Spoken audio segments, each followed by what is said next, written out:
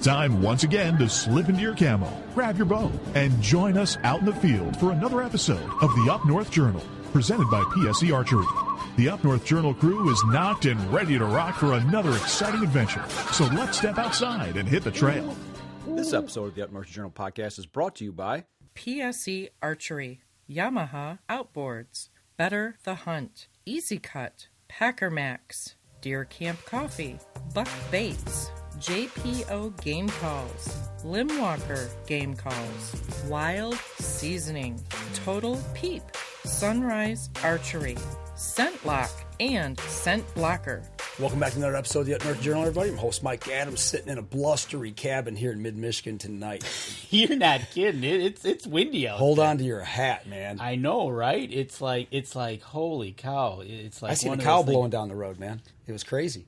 We've had some crazy weather. Luckily, we've just had a little bit of wetness and wind today. A little? 50 mile an hour, man. It's crazy. I didn't go outside to find out. But let's quit blowing off steam here, man. Let's get into it. Let's do it. So you go ahead and tell the good people about the people who help us. Absolutely. There's nothing better than helping our supporters who help us. And you know what? Starting off, getting over to Deer Camp in Sterling Heights or Buck Baits, getting over to buckbaits.com.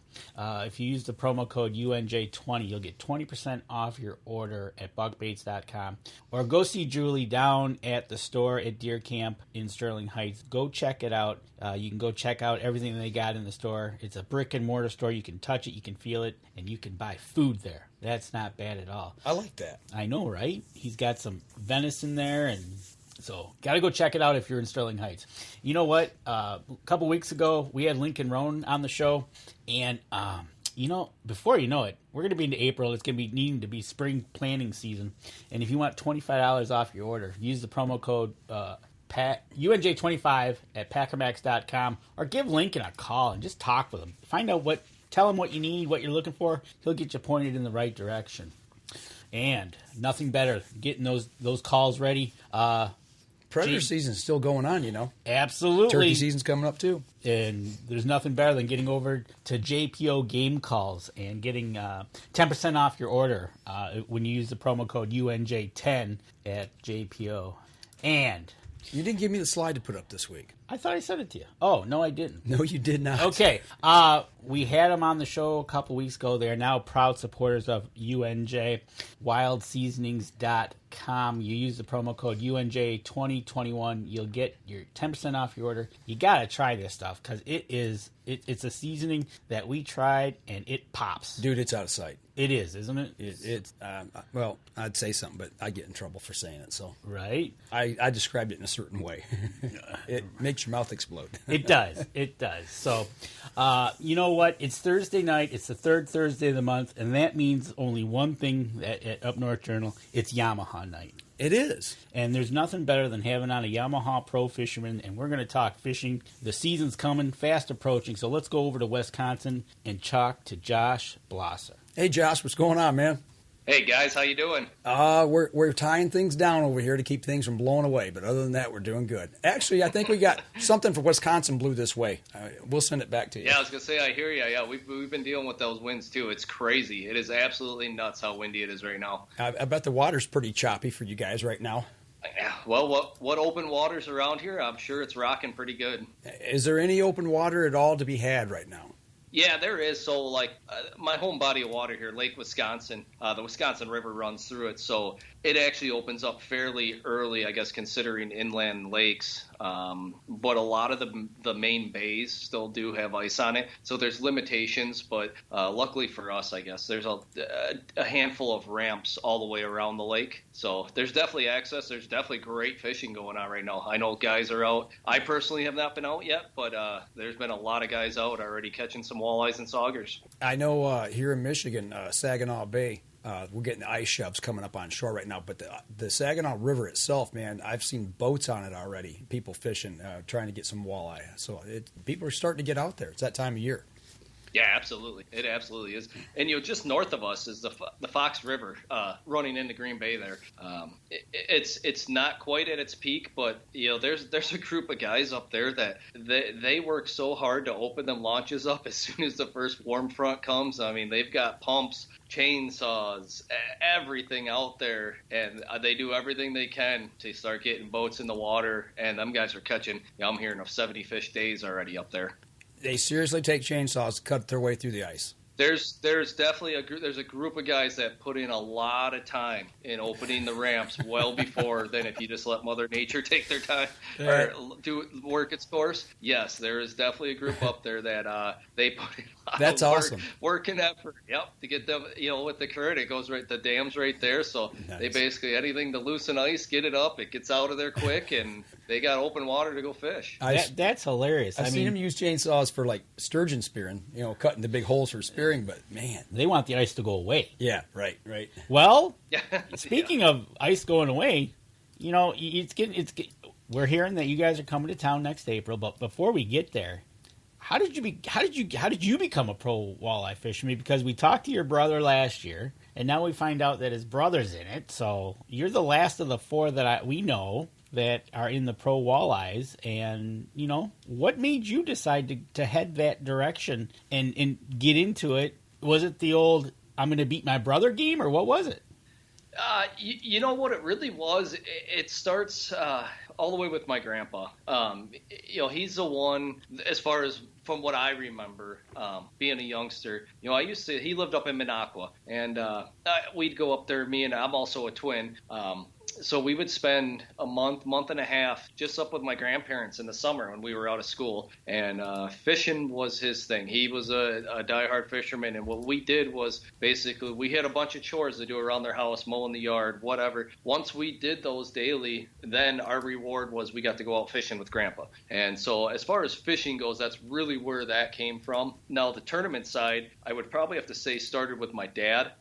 He actually fished on the FLW, the bass side, had to be somewhere in that 8 to 12 year range. Okay. Fished professionally on the bass side. So the tournament scheme and what all goes on with that, I got to see. Like I say, I remember the days coming home from school, literally rushing inside to get on a computer to watch my dad come weigh in. Walk across the stage, depending on what flight it was, if I was done with school or not at time. I didn't have cell phones in school, so I couldn't live stream it off my phone. But that was really what got me, the excitement level of tournament fishing. Then to my older brother, Robert, I would definitely say is the reason why I have steered towards walleyes. I've been fortunate enough to grow up with him, and we have done a ton of fishing together. His passion went that way, and I kind of just followed right along with him. And kind of ever since that, the story's done. I do love bass fishing. I do. I admit it. There's not a lot of walleye guys that will say that, but when I go fun fish, I usually fish for bass. But as far as the tournament side, yeah, okay. I'm 100% walleye guy. So you got a little family gatherings must be interesting. Got to admit, it's not going to lie. There's a little competition there. We talked about this in kind of our warm up talking to you. As you go down that path of being that professional type of person, getting into the walleye or bass or whatever you might be doing, how important is family to you getting into and doing this? Because you're traveling, you're doing tournaments, you're away from home. Talk about how that affects you, the support you need and you get. Yeah, it is everything. To be able to do this, like after every tournament, I am thankful for how blessed I am to be able to do these tournaments, because it's a lot of work. It's a lot of work on myself and any tournament angler. They know that. But your family that, and mine unfortunately cannot travel. My wife works. I have a 2.5-year-old daughter. And, when I'm gone for that week and a half, my wife holds down the fort. Without them, this wouldn't even be a thought. It wouldn't. And the support too. It's not just I'll do it. It's they support what I do. They're excited for it. They watch all this stuff. They watch the weigh-ins. They're paying attention. The best time is when I get off the water and I get to Skype my daughter. Every day we try to do that. When I'm fishing late, I take 5 minutes off in the middle. Once I find service on a body of water, just to Skype my daughter. So the family aspect is 100% so important to have the support behind you. So you are allowed and capable of going out and concentrating on your task at hand, for that particular tournament, which is go try to win it. That's got to be huge because, there's so many guys. We know on the hunting side of what we're doing that family can make you or break you. It's either there or it's not, and if it's not, it can cause huge issues. But to have that kind of support, that's got to make you feel more, I would say even more confident out there on the water, knowing you got that support behind you. Yeah, it does. And, my little girl, like I said, she's 2.5 years old. She's getting to that age where she's really picking up a lot of things. And, my tournament jersey this year, I had one made for her. And one of the proudest days, it was Valentine's Day. She got her little Valentine's gifts. Me and my wife got her. One of which she's a big Minnie Mouse fan, and got her a sweatshirt with the little ears and stuff. She loved it. So she put it on, and before we left, she was saying, "Daddy's jersey." And nice. I'm like, I kind of half heard it. I'm like, what? I'm like, oh, the jersey, because I had just given it to her about 2 days before. Uh-huh. And she insisted on wearing that jersey over the top of that brand new Minnie Mouse sweatshirt that she went crazy for.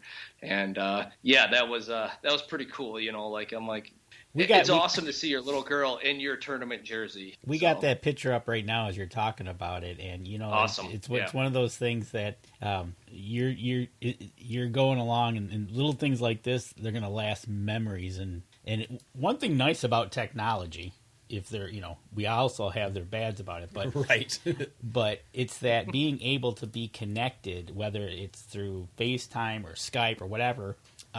That moments instead of going when Daddy would leave back in the day, if he couldn't get to a payphone, that was about it. But now look at that. You hope to find signal. You can spend 5 minutes face to face, and it just recharges your batteries. Oh, 100%. It makes a big difference too. It does, like you said. Like that's your fuel. To get that. 5 minutes is nothing. I'm sure we've been talking for longer than 5 minutes already. It feels like we just started, and it's a short amount of time. But to see your family for that little bit of time, like you said, that's the fuel. And for you to hear them say, we love you, Daddy. Go get them. It's like, that's kind of why you're doing it, is to make them proud almost, and they support you 100%, good or bad. And I love that I have a supportive family. Absolutely, and that's one of the things we wanted to talk about with you tonight is getting that aspect of what is needed in support wise, because truthfully, you're not in a team aspect, so it's up to you to figure it out and try to win the tournament on your own. Well, I think a lot of people, just in general, people maybe watching or listening to the show, they maybe have that dream of being out there on the water and being a pro fisherman, or maybe in the hunting realm, being on TV, and having videos out and stuff. But in reality, a lot of people really don't know what it takes, and the sacrifices, like you said, Josh, that the family does make. It's huge. Yeah, it is. It is huge. That's really the best way to put it. And I'd be lying if I said it ain't tough sometimes. It is. It's part of it. Exactly. Go ahead. Sorry. No, go ahead, because I think it's important. We're trying to get, in that aspect of, there's a lot of work that goes behind the scenes. You get a little bit in front of the camera, or you get a little bit in front of the video or voice, but there's a 95% behind the scenes that takes a lot out of you. And that's the thing too with it. It's not just my time on the road, so to say. There's a lot of prep work that goes into each one of these events. And it's already started for our first PWS event coming up in April here on the Detroit River. It's already started for that. So I'm prepping tackle. I'm prepping rods. Again, that's time away from the family. Yep, exactly. And yes, of course, I bring the daughter out. But realistically, when I'm doing that, you're not getting a lot accomplished like you need to. It's also a lot of late nights. My little girl goes to bed at 7:30. When she's down and out, that's when I head out to the garage then. And I stay out there as late as I need to because she's that's sleeping. That's perfect. my time. That's a perfect example of when you did your dad time, and after she goes to bed, you still got. It's not like, hey, you're gonna go hit the pillow. No, you're gonna go do the next couple hours to try to catch up on what you needed to catch up on that you stopped because you took time to be the dad. Right. So Absolutely. I tell you what, we're coming up on our first break. The second break, we're going to get into you and Yamaha and everything that is Yamaha. So why don't we step out and we'll be right back. All right, we'll be right back after this, folks. PSE Archery has reinvented the way you buy bows. From now on, you can make the most educated decision possible by basing your bow choice specifically on your shooting needs and goals. All you need to do is ask yourself, what kind of shooter am I? What do I want to achieve? PSE will help find the right category for you. So, what kind of shooter are you? Find out at psearchery.com.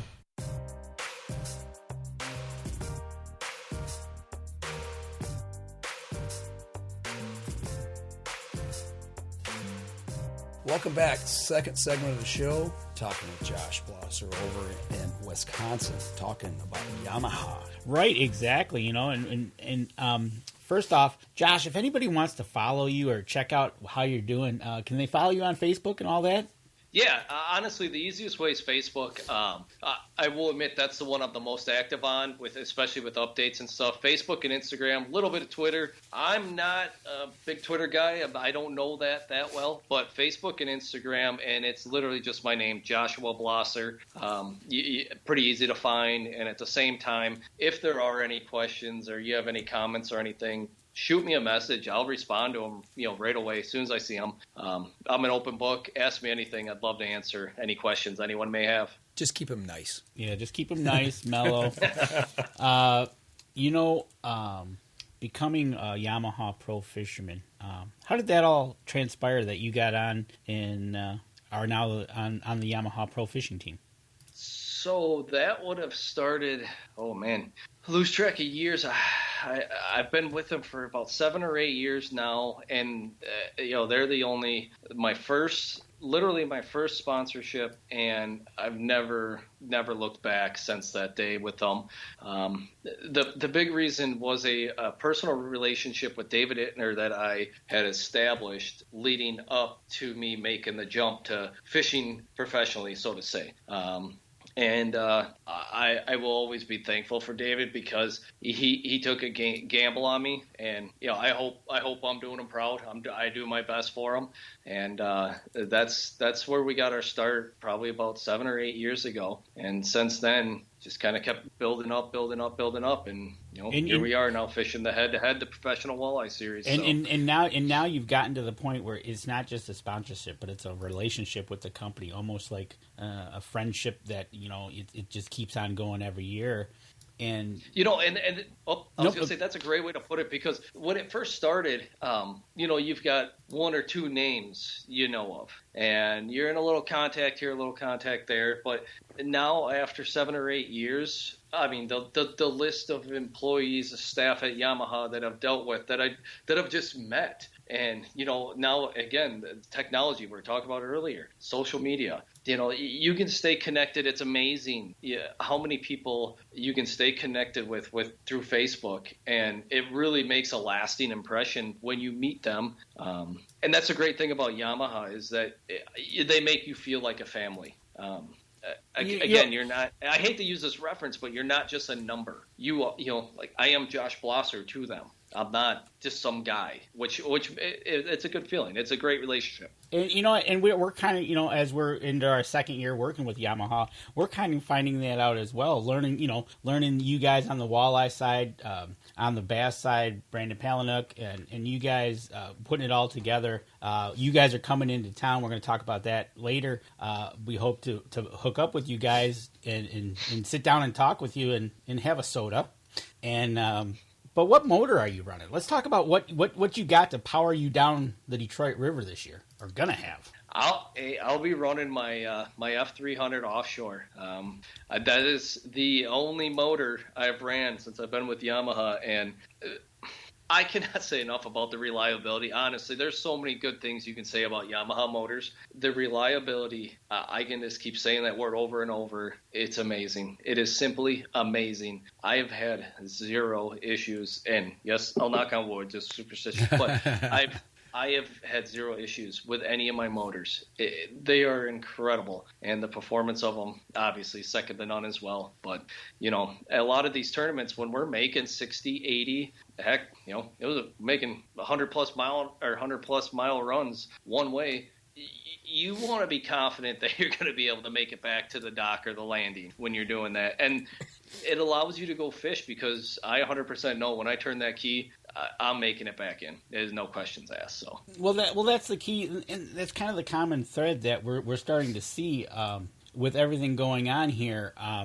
That reliability, dependability, gas mileage. When you guys got to make a run, like you just said, you're not going to sit there. You got time that you need to be back at a certain spot. You don't need to be going, I need some gas, or I can't get my motor started, or you need to get up and go. Yeah, 100%. And during a tournament, when you decide to make a run like that, you're giving yourself at best an hour and a half, 2 hours of actual fishing time. When you do that, usually on big bodies of water, because it's never flat, it's never calm. You can't run wide open. It's rough water.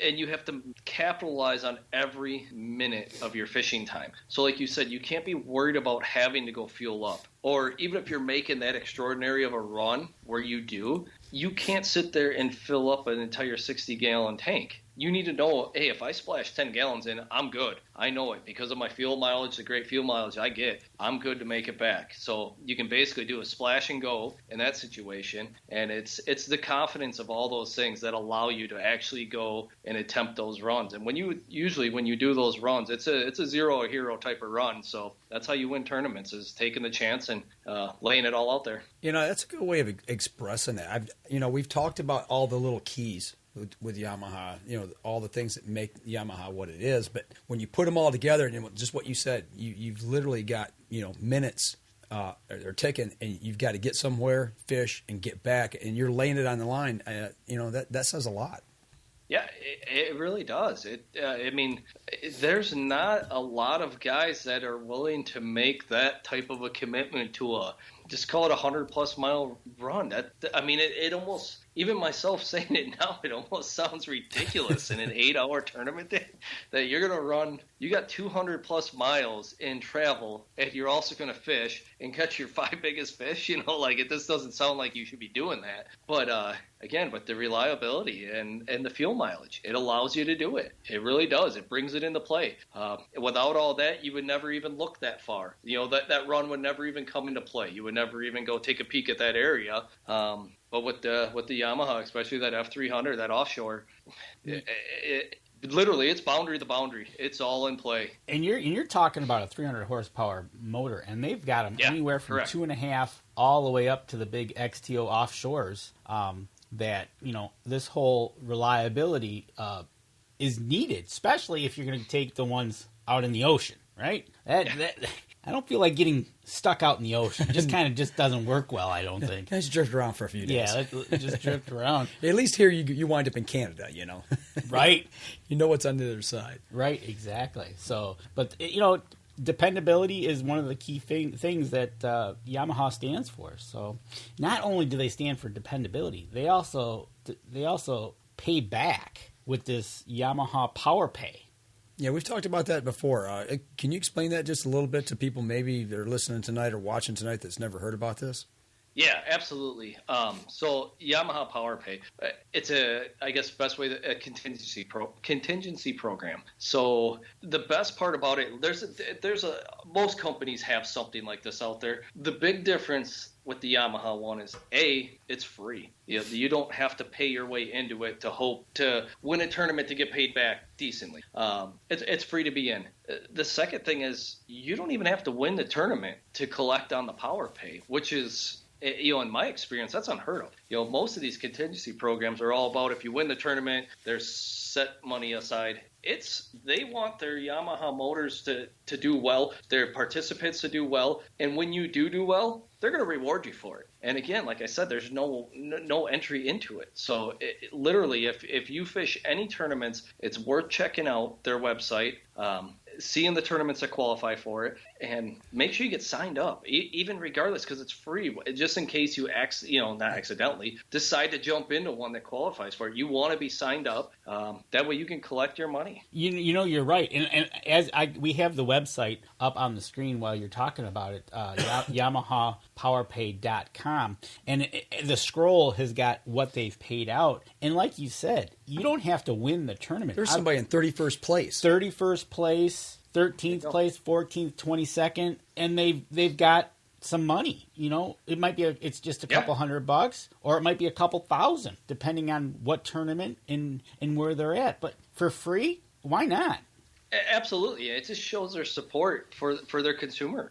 They appreciate, not only are they giving the best product out there in that class for an outboard, they appreciate you believing in them and running their product. And they're going to reward you when you put it on a stage, basically. And even if you, like you said, with 30 something, I heard, hey, if you're the top Yamaha finisher, you're still getting the money. They're not going to make you win the tournament, which is awesome, because all of us tournament anglers know to win a tournament is one of the hardest things to do. Like, everything has to come into play. But to be consistent and to be in the top 25% all the time, that's a good angler, and it might not look like it because you're not always in the top 5, but consistency goes a long ways, and Yamaha recognizes that.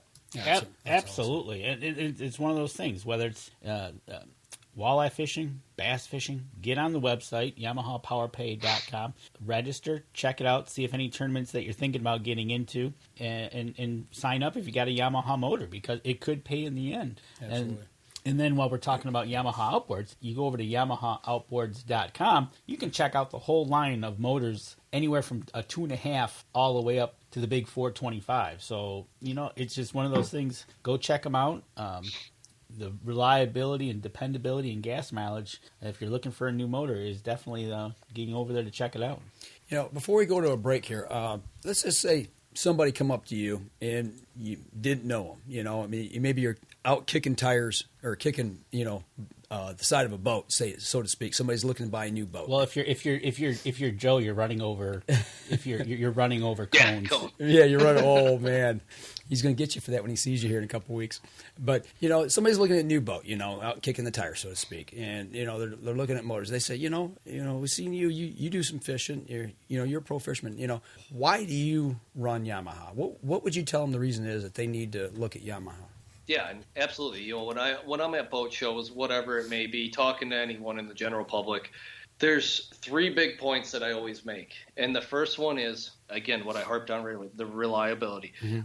I don't care if I'm in a tournament, taking my family out. I want to know I'm getting back to the dock every time. And that's where I have my confidence. Number 2 is fuel efficiency, the gas mileage you get with them. In my opinion, from my experience, what I've seen, it's second to none. And again, that's keeping dollars in your pocket, whether it's recreational, tournament fishing, recreational fishing, it doesn't matter.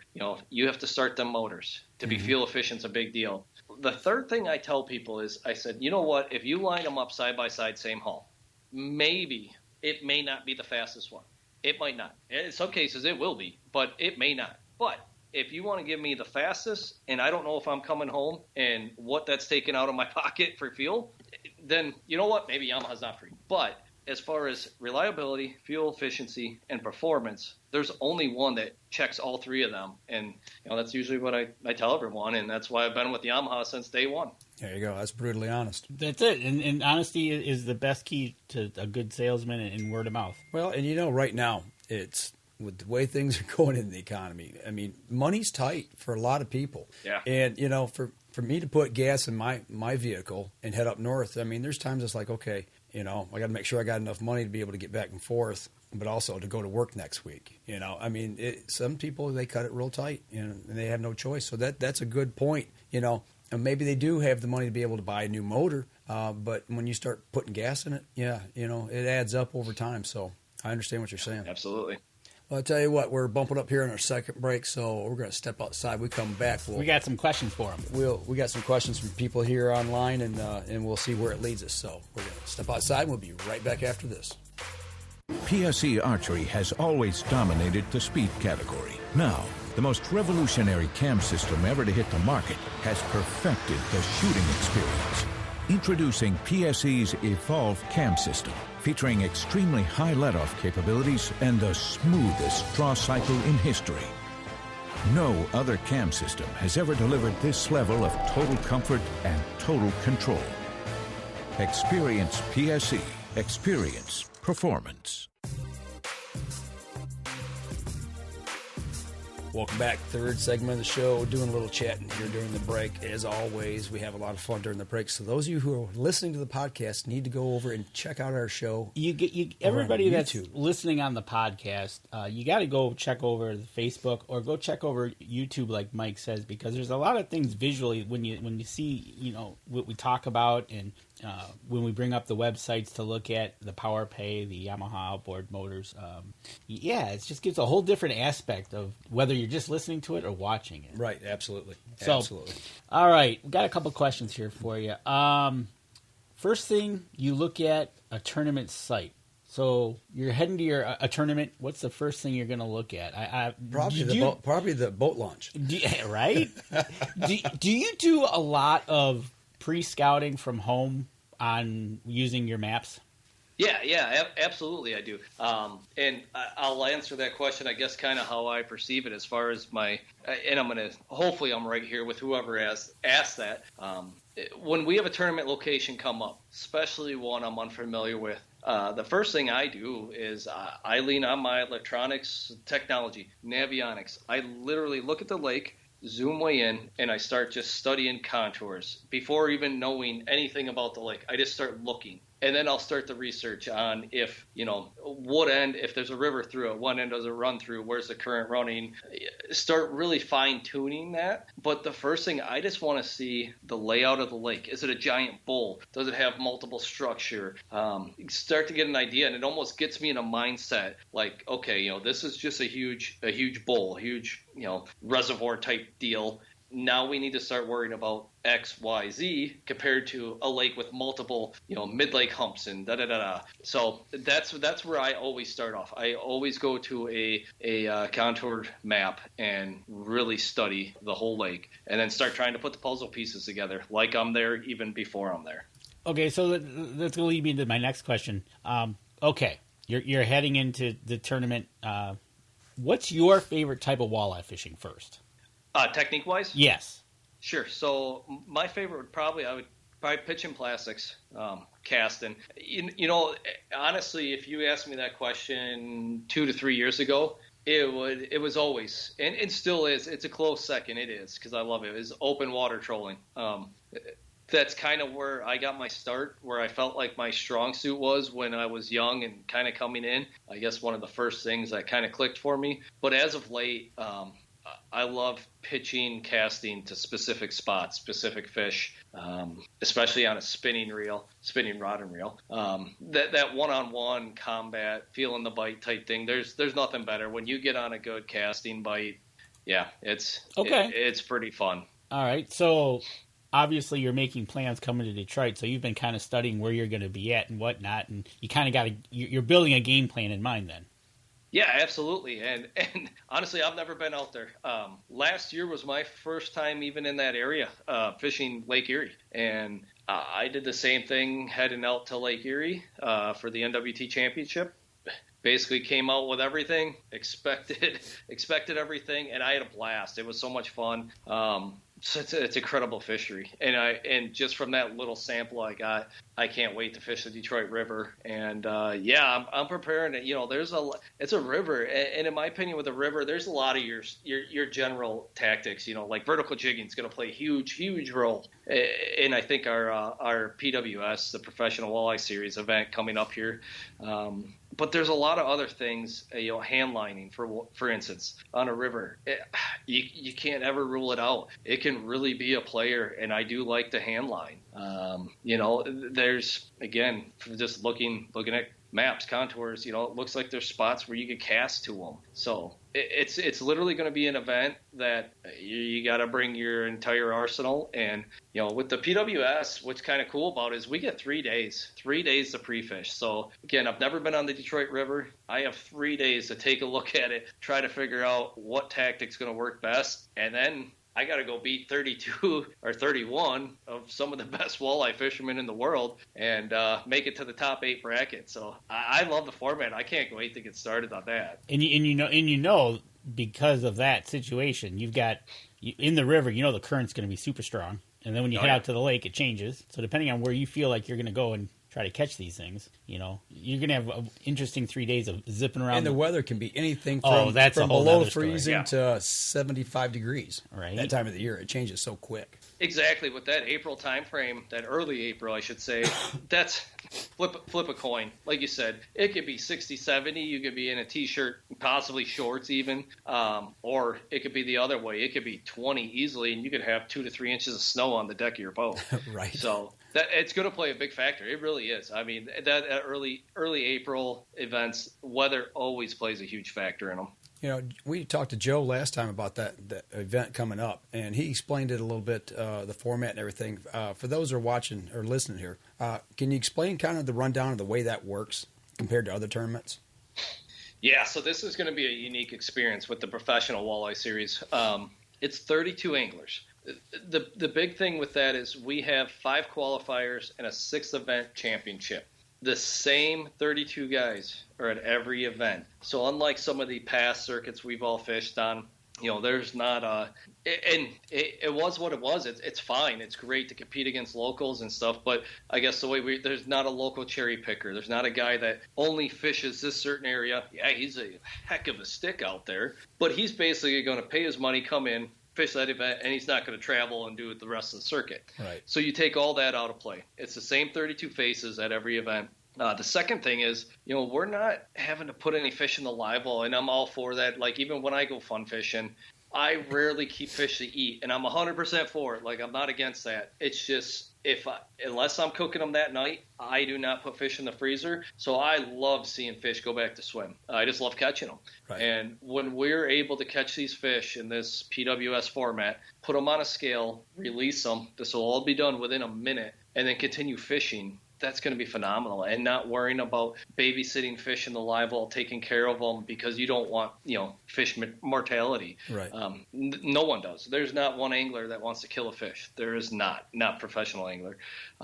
So, those are some of the keys. And like I hit on before was the 3-day practice period. And like currently right now, I can't go out and even look at hardly the Detroit River. I can't put a boat on it. I can't float on it. I can't take a pontoon dinner ride on it, which is awesome. So 30 days before each one of our events, it's off limits totally to getting any info, to seeing the body of water. And then like I said, we have 3 days to dissect it. And you go into the first 2 days, and out of the 32, only 8 move on. And that's when you get your head-to-head bracket established, just like what's coming up tomorrow with the NCAA bracket. It's right pretty cool stuff. The other kind of big thing I like, and what I've been saying this whole time with this format, is it's a 5-day tournament. So Monday through Friday, that's what you hope it to be. You will slip up. You will have a bad day. It is going to be really, really tough to have 5 great days. But in this format, it's how bad do you slip up and how bad does your competitor slip up. Mm-hmm. So you can have a bad day and still advance and then still go on to win this event, which is, I think, it's awesome. I can't wait. I seriously, I hope you can see the excitement because I'm excited to get this thing started. Well, I tell you what, it's coming up soon. It'll be Detroit River, April 9 through 16. The 28-mile stretch of the river unites Lake St. Clair and Lake Erie, serves as a national border for Canada and Michigan, and its deepest hole is going to be 54 feet at the upper mouth of the river. So you are going to have an enjoyable time trying to figure that out in April. Not going to lie.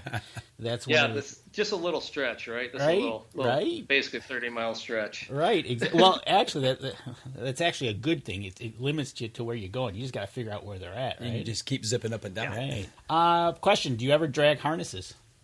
Drag crawler harnesses? Yes. Yeah. I fish crawler harnesses a lot. I will say with the PWS, we are artificial only. That is another factor. Okay, so there you go. That's an interesting tidbit.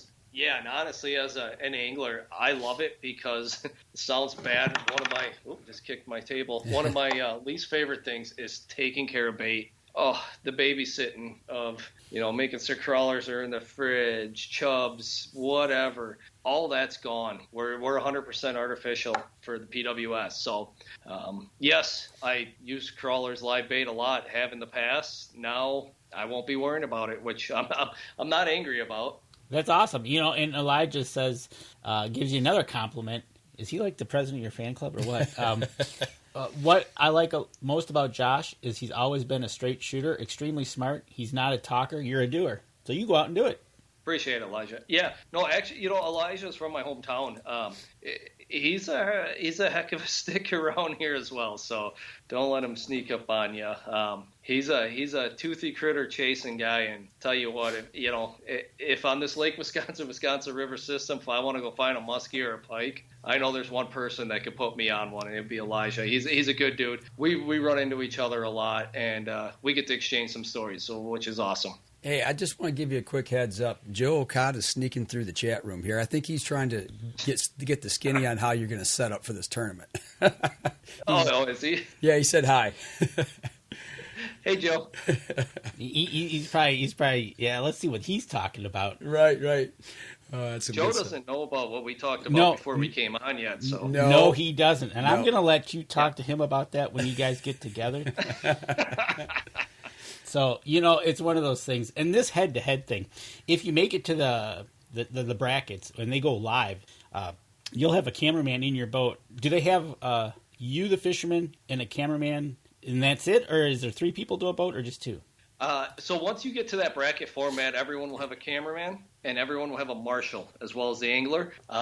In the first stage, where there'll still be, I think it's 8 to 10 boats that have cameras out of the 32 in the first 2 days.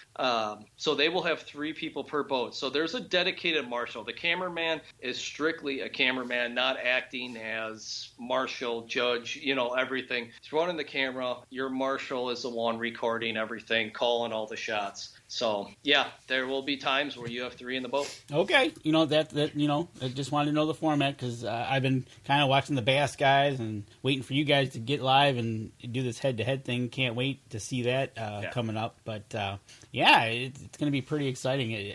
I find it interesting when you finally get here and you get on there, interested where you go. Are you allowed to – you can only stay on the American side? Correct. Okay. Yep. Because that's where they're fishing at the American side, I assume? Well, if you go 100 feet, over 100 feet past center. Correct. Is that what it is? Well, typically right down the middle of the river. That's the border. So, but right now you're not allowed to go. I mean, we're not, without a special visa, you're not allowed to even go into Canadian waters, correct? Right now, there's no, it's restricted travel to Canada. Yeah. I couldn't just pack up and go to Canada right now. Correct. Yeah. So we're straight on the Michigan side. Okay, that's good. Just stay there, unless you want a pretty little uniform. I hope that's where we should be. Like I said, I've never been there, so but honestly, that's a good thing for me, I guess, because basically it cuts the river in half. Right. It's half as much to look at. I know I can't go over to the other side, so concentrate over here. Even though there's something tempting and. From what I hear, it's pretty decent on that side, but we got to fish this side, so we'll make it work. And that's where dependability of your motor is going to come into play because you don't want to go drifting. That's right. Absolutely. Well, I'll tell you what, we're bumping up here on the last break, so let's get that out of the way, and we'll come back in the last segment. We'll have a little bit of fun, see where the questions lead us. We got to talk about this one-arm buck. Yeah, we haven't talked about the hunting side yet, because from the pictures you sent us, quite the hunter too. So we'll step outside, take a break. We'll come back. We'll talk a little bit of hunting as well. We'll be right back after this.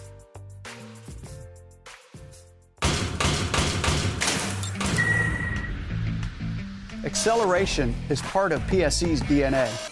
PSE pioneered the speed movement.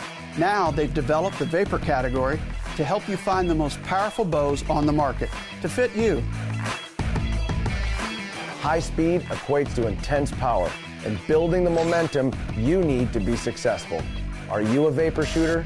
Find out at psearchery.com.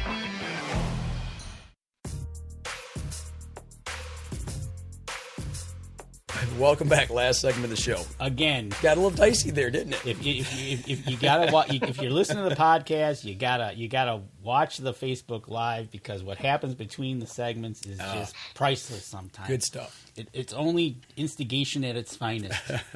But we've talked fishing, we've talked about family, but you're a hunter, and we kind of like that. Not gonna lie, you sent us a picture of a kind of okay, it's a nice buck, I get it, but dude, you got your arm in a sling. What's up with that? Yeah, so the year I shot that one, that would have been last year. I had shoulder surgery in October, and because of the fishing season, it was a tough choice. I'm a diehard, dedicated bow hunter. But with the fishing season, I put off shoulder surgery till October. As soon as we were done, I had it done, which means my archery season is pretty much squashed in Wisconsin. That one I shot, I believe, I want to say, when was it? First week in November. So I can't pull back a bow. I'm obviously still in a sling. My twin brother has a crossbow that him and his wife have had from when she was pregnant. That way because she's also big into archery. So that way she could keep hunting while she was pregnant. And he had sighted the thing in for me, and it was actually after his son's birthday party, which I think I left there at like 12:31 in the afternoon. He gave me his crossbow, and I went out. And the goal was to just go sit. Sit knowing you may have a chance, but I was kind of losing my mind not being out in the woods. Right. And, like I always say, with archery hunting especially, it's not all about seeing a big buck and shooting it. It's everything that's going on. There's the woods is so alive in that time of year. Yeah, absolutely. That it's just so enjoyable to be out. It's the experience. I needed that. Yeah, exactly. And I needed that. I've been, that brace I had to keep on for, I think it was a month and a half for 24/7, sleeping in it, everything. I just had to get back to normal. That's who I am. And so long story short, I went out, and that deer I had seen for the last 2 years, kind of watching them grow. One of the very few deer I even named. I don't name a lot of deers like a lot of people do, but that one I saw all the time and did. And I knew exactly who it was. And I think I sat for an hour, and he gave me a 20-yard shot. My brother. Hold on. You're using a crossbow. How does one pull a crossbow back with one arm? Yeah. So my brother came up, and he was with me, and he cocked it before he left. No way. Oh man. So nice. So yeah. So hold on. So you have to give half the credit to your brother? There's my twin brother is the one that got the bow ready, and then I always say this is the best deer I've ever shot, because then my older brother Robert, so after I shot it, I call both my brothers, and it's just call it 233. So they know. I'm not calling them to chat. They know I'm out there. So literally both of them are like, "You shot?" I'm like, "Yep." They're like, unbelievable. They're one of those type of deals. But my older brother Robert and his wife Katie, they came up to give me a hand, because obviously I wasn't quite able to do a lot of dragging and picking up, but that's why I say it's the best buck I shot, because my brother gutted it. I did help with my one hand get it into the back of the truck, but it was pretty hands off. It was awesome, actually. Man, that split G2 is awesome. I know, right? There's some character in that G2? buck. Yeah. I tell you what. So he just shoots the buck. He gets his brothers to A, cock the crossbow, and B, gut the deer and load it up. Wow, that's not a bad deal.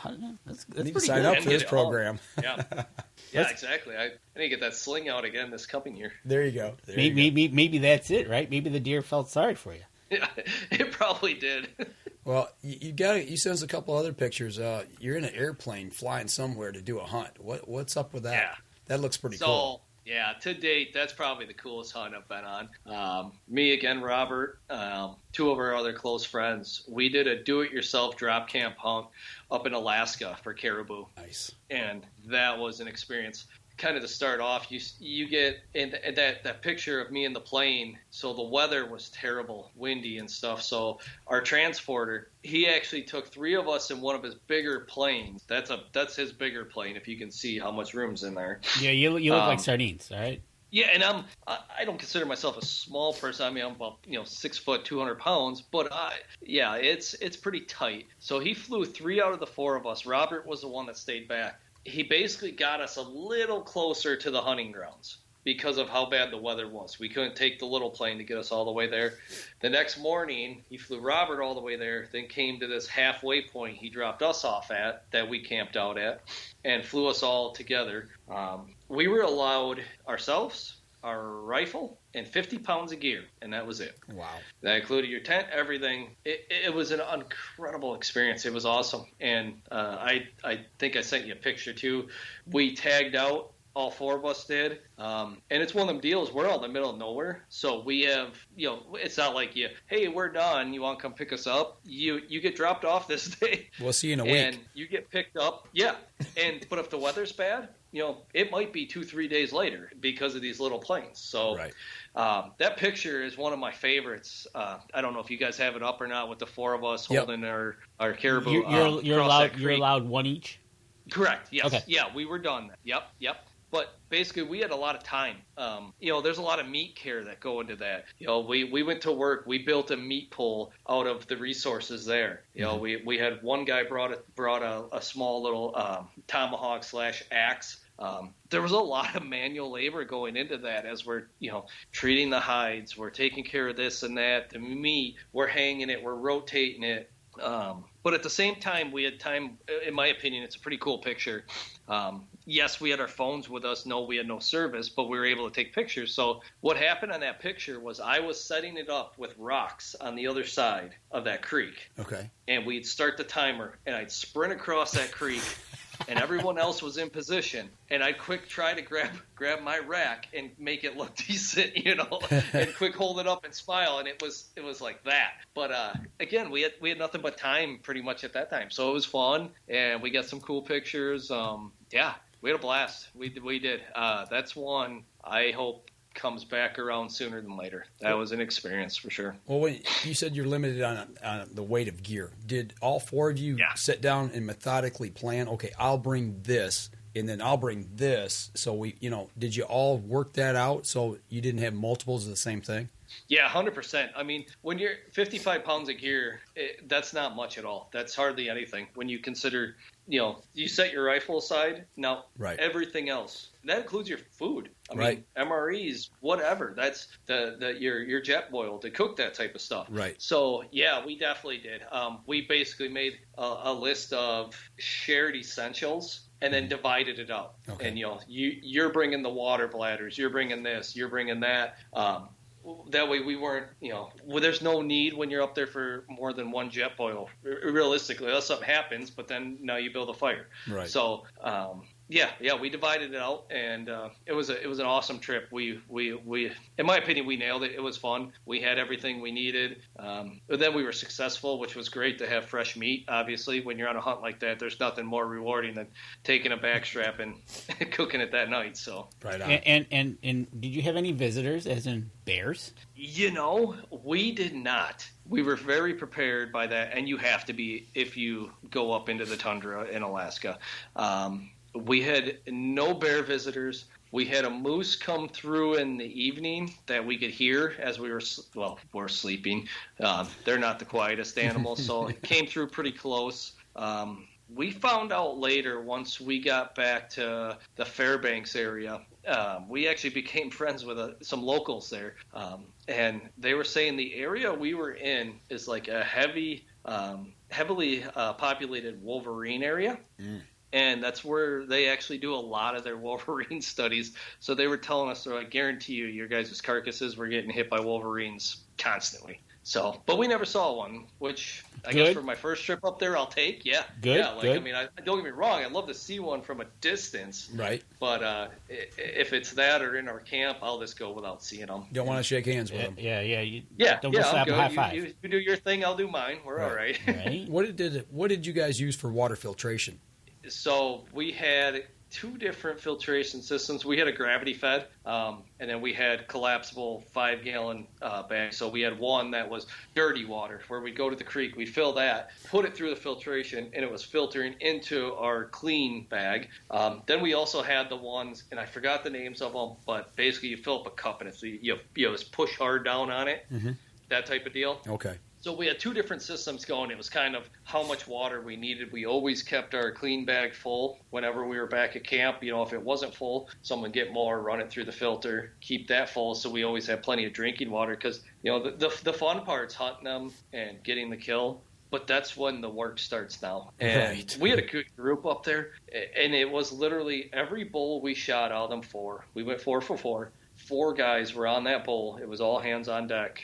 Caping, cleaning, cutting, and then you got to haul it on your back. And I've got some pretty good pictures. I probably should have sent, since we're talking about this, of us, with the meat strapped on our packs, the racks, and all that stuff. So, but that's when you do your high five and you take your picture, and now it's kind of like, okay, shed a couple layers because here we go. Yeah. Now the work starts. So, well, what makes it nice is it becomes an event for all 4 of you in this case, that it's all enjoyable. Yeah, you got your whoever did the shooting that day or that morning or that evening. Okay, that they enjoyed that 30 seconds of you shot one. Now let's enjoy the next 5 hours together because we're gonna be hiking. We're gonna be working. Yeah.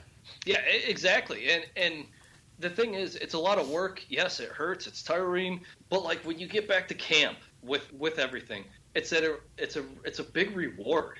You kind of finally sit down in your chair and you're like, oh. And you realize what just happened, and it makes it all kind of come full circle, and it's a cool experience, doing it that way. Looking back at doing a DIY like that and having such great success, if you were to go back again and you're looking at it through the lens now, what's the one thing that maybe you encountered that you didn't expect that you would change, or maybe you wouldn't change anything? So I guess the big thing would be I did take my long gun out there, first time ever doing it. Now that I've done it, I've got one. I experienced it. Like I said earlier, I'm a pretty big avid archery hunter. I would probably bring my bow. Okay. For sure the next time. Knowing, again, like I was saying, it's not about the success. But I'm not going to lie. We all know it's not free to go to Alaska and do this. So my thought process was, I want to get a caribou. I want to have a good time. I want it to be fun. I don't want it to be frustrating my first time going. Where now my second time going, I would love to bring my bow. It's not going to be frustrating. I don't feel pressure like I've already shot a caribou. I don't feel pressure to shoot a caribou. It would be awesome to do it with archery though. Right. So that would probably be my big change was I'd bring the bow. So speaking of that, the distance you shot with your rifles was roughly 200 yards. Do you think you could have closed the gap to within bow range? So, no, not on that one. So the thing with the caribou is they, at least the time of year we were there, they just don't stop moving. They're A to B and they're going. We actually, real quick, I'll try to tell the story. We spotted this herd coming over. It was like 2 ridges over, and kind of where we've been seeing them, it's like, okay, they should be right here. We saw the bull I shot. We did not see that. We saw a nice bull in that herd. So me and my buddy Kurt, we went up this. Again, you call them ridges, but it's more than a ridge. It's quite a hike. It's a range. Yeah, it took me 30 minutes and I half jogged it, and I was about to pass out when I finally got up there. Just because Kurt had his stuff ready to go and he took off, and I was scrambling in my tent, packing my bag, trying to get everything ready, to go do this hunt. So I kind of half jogged and I was ready to die when we got up there. And basically we sat and like the first 15 minutes, these caribou should have been on our lap and they weren't. Like, what happened? Sitting there, and all of a sudden I looked like up to my right, and it ended up being a different herd. They came right on us. And the bull I shot was in there. And never presented a shot. I actually ended up having to strip my backpack off and everything and start sprinting down. It was like a 2-tiered area where we were on. And they came so close that it blocked it. Blocked a good shot, so I had to sprint to the end. Like I said, I shedded everything and ran down and caught them as they just came out, and quick laid down prone, found them, and put a good shot on and dropped them right there. Wow. The unexpected happens. Yeah. Right? Yeah. Right. It's one of them things where you always have to be ready for anything, you really do. That's like in archery. Yeah, whether you practice, every shot possible, behind you, turning, twisting. You never know. You never know what's going to happen. Well, if we got a second, I mean, with that said, my last 3 shots when I shoot at a target is always with fingers. I shoot a release. It's always with fingers. Well, that one time happened. I forgot my release. Didn't know it till I got up in the stand. I had changed pants from a morning hunt to an afternoon hunt, and I sat there and I shot a nice buck with fingers because I practiced. I know where my bow shoots, and it's totally different. It is not right on compared to a release when you shoot fingers. But I did my last 3 shots every time I shoot is with fingers, so I knew where it shot, and I was able to kill one with fingers. There you go, guys, gals. Good advice right there. You know, we're getting close here at the end of the show, but I want to pop this picture up. You call it the twin bucks. I want you to explain that. Yeah. That's a cool shot. Yeah, so that's my twin brother. I know exactly what picture you're talking about there. Those deer were shot one day apart, and one was the day before our birthday, and my buck was on our birthday, which also was Thanksgiving, November 24th. That was it was a pretty special year. We've really never doubled up quite like that. On a year, I guess, so to say. It was just it was one of them fun things where, it was a day apart, basically hours apart, and being twins and, basically doing that right on our birthday. It's one of them special moments to be able to take a picture like that, for sure. Yeah, because you don't know if you'll ever get that opportunity again, to shoot bucks like that of a lifetime. So that's cool. I tell you what, just the whole encompass of talking with Josh is just from his roots, watching Dad fish, Grandpa fish, to family, to shooting basically twin bucks with his twin brother days apart. Fishing with his brother professionally. Fishing, I got to ask before we let you go, who's a better fisherman? Me or Robert? In the family. Just the family. Let's family. just open it all up. Oof. I mean, I'll go bass first since I don't do that. Hands down, my dad fished professionally. I'll give my dad's the bass fisherman for sure, and I'll also give my brother Jeremiah a lot of credit there. Again, being twins, we're brothers. There's a lot of talking back and forth. You think? So I'll tell him otherwise, but I'll give him props right now. He would whoop me bass fishing, and he usually does too. So that's awesome that you give him a shout out, because that just shows you what kind of type of person you are. Being the straight shooter you are, you're a doer, obviously. Well, and come April, we're going to find out who the better walleye fisherman is. Yes, we are, and we got a few minutes left. We're running along, but we're gonna. If I don't ask these questions, I'm gonna get. You know what's gonna happen to me. Yeah, you guys get smoked, right? We ask a couple of questions of our interviewees. They're real simple, so hopefully we won't. Okay. All right. So, first question is: you're gonna be driving over here, or you're gonna be driving somewhere to get a boat. Maybe you're gonna be doing some driving. What are you listening to on the radio? Ooh, so. So initially I'll be listening to Sirius, the fantasy radio it's called. So fantasy, I'm a big fantasy football guy. I'm a big sports guy. So I do a lot of fantasy football. As long as they're talking fantasy football on I have Sirius in my truck, I'll be listening to that. If it's actual music, it'll be a mix between probably like 90s rock, the grunge. That's okay. Kind of what, like Nirvana, stuff like that. Okay. I'm big into. There you go. Or same 90s, early 2000s, hip hop or rap. I also don't mind that. So. Okay. So you're listening to that music. You're driving in your truck, or you're listening to which quarterback you're not going to start in fantasy football because he's injured. You reach over. You got a favorite snack. What's your favorite snack you're going to reach over for? Ooh, favorite snack in the truck. So. I'm not much of a snacker, but when I do stop at a gas station, the one thing I tend to buy if I am a little hungry is a Reese's peanut butter cup. There you go. Okay. Going for the chocolate and peanut butter. Gotta like it. Yep. All right. Mike and Dan are going to come over this weekend. You're going to cook us a meal. What's your favorite go-to meal that you would serve us? Venison, fish, something. Go-to meal? Yeah. That you would say, you guys are going to love this stuff.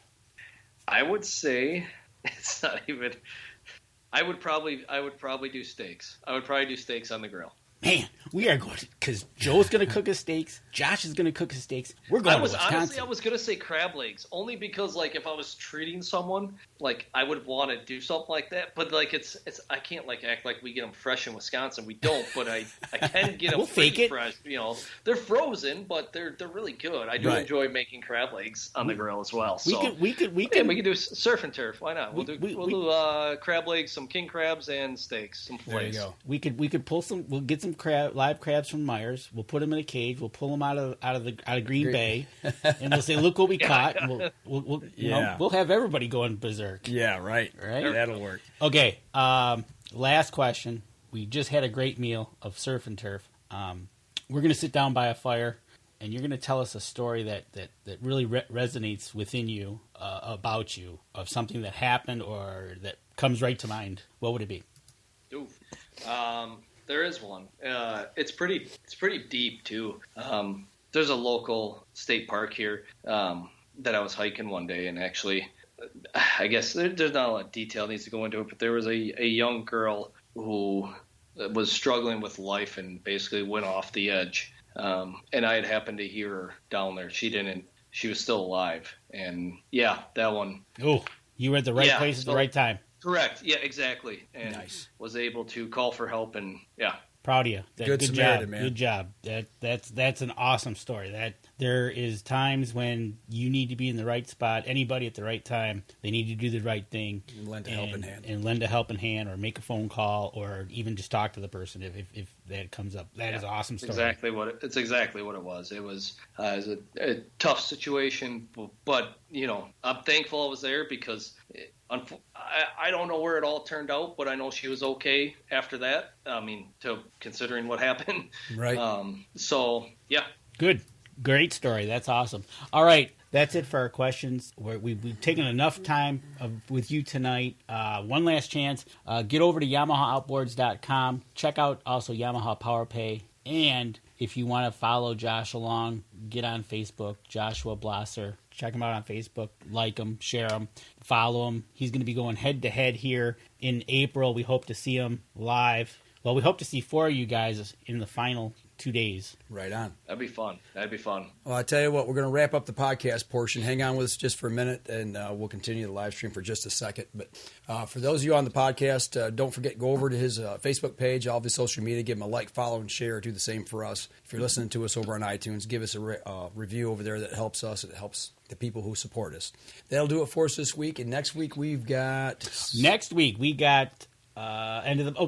Bobby Vargas. The one and only from PSE Archery. The one and only, my buddy Bobby. We're going to be talking about some new bows from PSE, and since we didn't see him at ATA, we're going to sit down with him and enjoy a good long conversation with him. Oh, yes. All right, that'll do it for us on the podcast this week, folks. You all take care. This episode was brought to you by PSE Archery, Yamaha Outboards, Better the Hunt, Easy Cut, Packer Max, Deer Camp Coffee, Buck Baits, JPO Game Calls, Limwalker Game Calls, Wild Seasoning, Total Peep, Sunrise Archery, Scent Lock, and Scent Blocker.